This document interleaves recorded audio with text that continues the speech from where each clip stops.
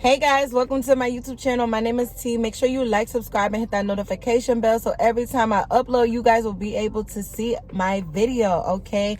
So in this video, I'm going to give you guys 10 things I wish I known before dashing, being a Doordasher, whatever, dashers, whatever we're going to call ourselves, okay? So honestly, if you guys see me looking down like this, like I'm like looking at my notebook because I wrote it down, so don't want it to be a little weird, like dang, what she keep looking at, like what's down there, okay? All right, so let's get started. Number one, the first one is actually the same first one that I use for my 10 things I wish I known before becoming an Instacart shopper. If you guys are interested in it, I'm gonna like leave like a link to the video, okay?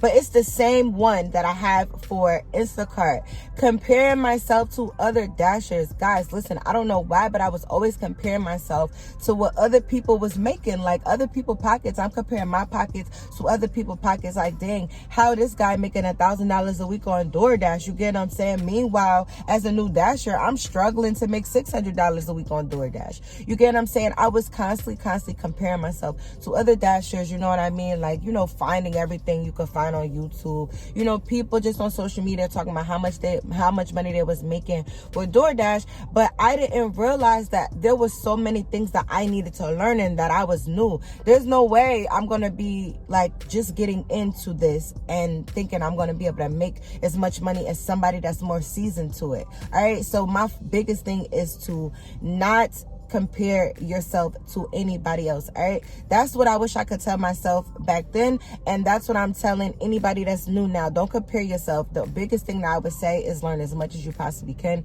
to make it as easy as possible and to save yourself a lot of bumps and bruises that a lot of us went through when we first started. All right, so that leaves me to number 2. Okay, number 2 is not paying attention to the miles. Now look, right, this gonna sound like kind of wacky, and I can be a little wacky sometimes. All right, so before I became a gig worker, I didn't really know like how long like a certain amount of miles would take in time. Meaning, for instance, like I didn't know that, you know, 14 miles would take me a long time to drive. Like I didn't realize that that could really be like a 30-minute ride. All right, I couldn't figure out miles versus time because I really never had to be in a situation before working wise where I needed to know the amount of miles and how long it would take me. I've never been in it before. Like even if I'm going to travel somewhere, I never pay attention to how many miles it is. I just jump in my car and go. Like, so I really didn't know this. I was not paying attention to the miles. I was just paying attention to the amount of money that Doordash was actually offering, right? So I would see something like, let's just say $10 for 10 miles. And I'm like, oh, it's a $10 order. 10 miles. What is going to take me 10 minutes? Like, seriously, like, I really didn't know. Okay, I wasn't paying attention to the miles. My biggest thing I wish I would have told myself back then is pay attention to the miles. Girl, even if you got to Google how much 1 mile equivalents into minutes, this would have helped me so much. So to all my new dashers out here, people that are considering dashing, food delivery, whatever, like y'all gotta pay attention to the miles. Like, and I know that it sounds like duh T, but I know that there's another T somewhere out there that didn't know this because I didn't know it. All right, so let's jump into number 3.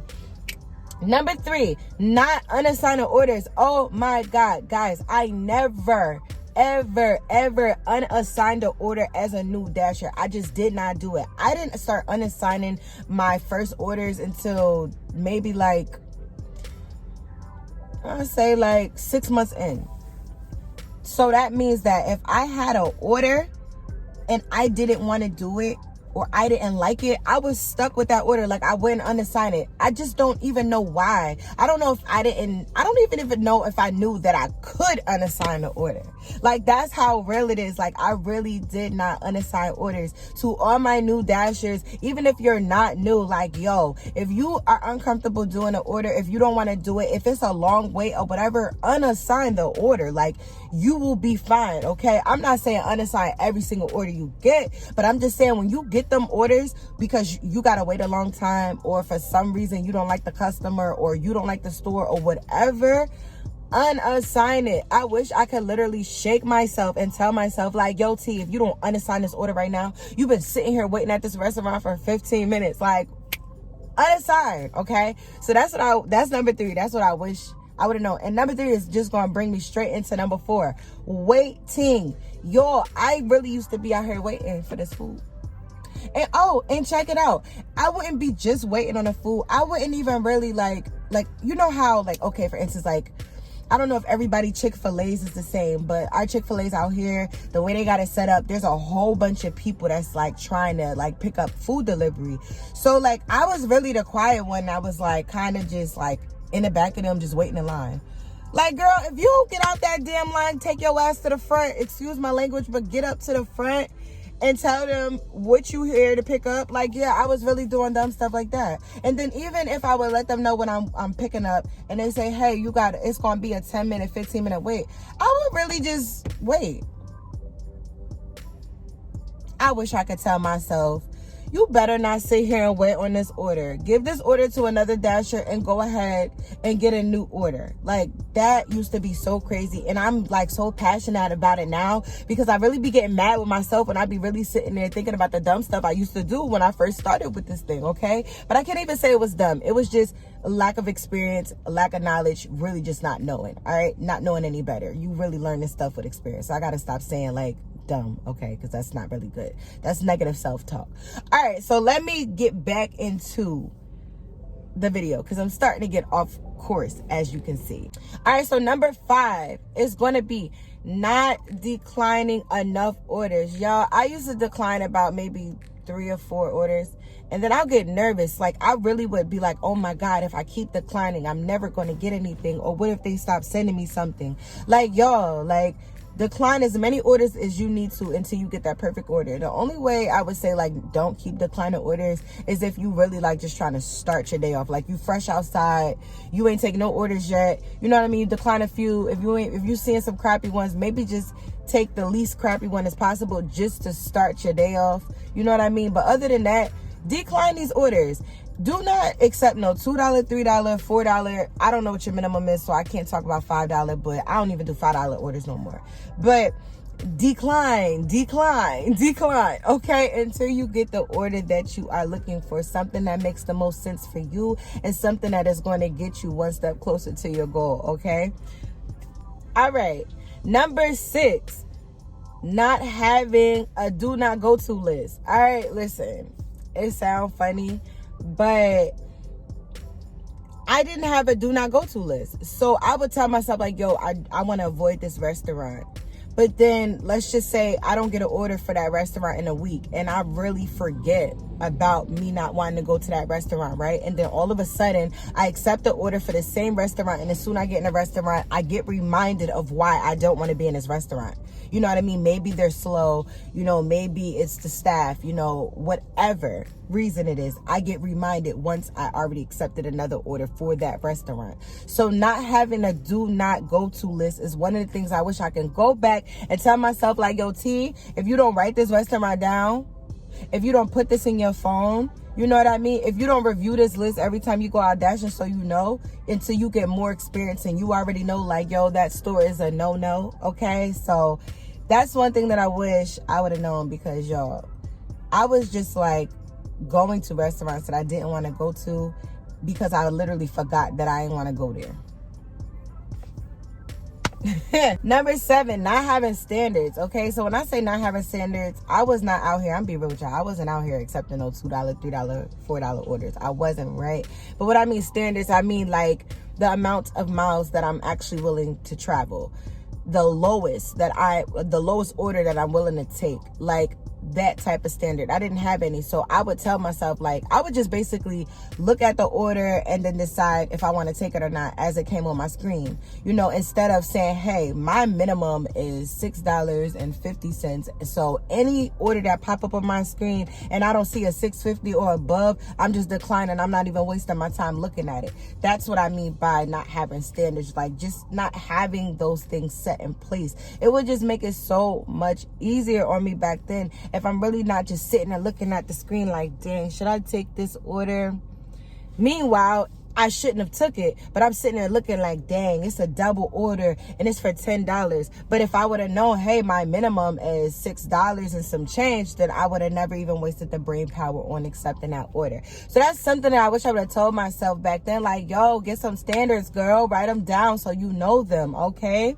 Number 7, learning the restaurants and the zones. Okay, you know what's crazy? I used to be a big, like, I'm watching Bentley Coop all the time, and he would always say, like, learn your zones and learn your restaurants. And I used to always be like, yo, what is he talking about? Like, how I'm supposed to learn the zone? Oh my God, this is a big one. You guys need to know your zone, okay? You need to know your area inside out. Even you need to know the traffic times, right? You need to know what time that train gonna come across them tracks every day, because that junk be happening in my area. There's a train that goes across the tracks exactly 5:30 every single day, and I make sure I avoid that area at that time, okay? Knowing like that, like the outskirts of your zone, meaning like knowing which orders is going to actually take you out of your zone, you know what I mean? Like learning the restaurants, like knowing which restaurants is fast, which restaurants is slow, you know, knowing which ones you don't want to go to anymore. All of that stuff is so important, because once you know your restaurants and once you know your zones, you're going to be able to maneuver so much better. Not only that, but you will even be able to know what restaurant you could just park in front of for a few minutes, and you know for a fact you're going to get an order from that restaurant. All right, so that's something that I wish I would have really paid attention to back then, because it wasn't even that I didn't pay attention to it back then. I really just didn't understand. I just couldn't grasp, like, what do you mean? I just couldn't get it. Like, how do you learn a restaurant? Like, simple, go inside and come out, you know? But it's really like a lot that goes into it, you know. Even asking the people at the restaurant, like, yo, what's your busiest times for Doordash here? Like, what time is it? Is it in the morning? Is it the afternoon? Like, what times? They be knowing, because they be busy. They be over back there slaving, you know, making that food, so they know. So, you know, like, just learn your areas and your zones. If you're new, it really helps out a lot. All right, number 9. This one is actually kind of ridiculous, but I actually was paying attention to it. So, you know, on DoorDash, when it says, hey, pick up this order by, let's just say 9 a.m. If it was like 8:40, I would wait to 9 a.m. to walk inside the restaurant.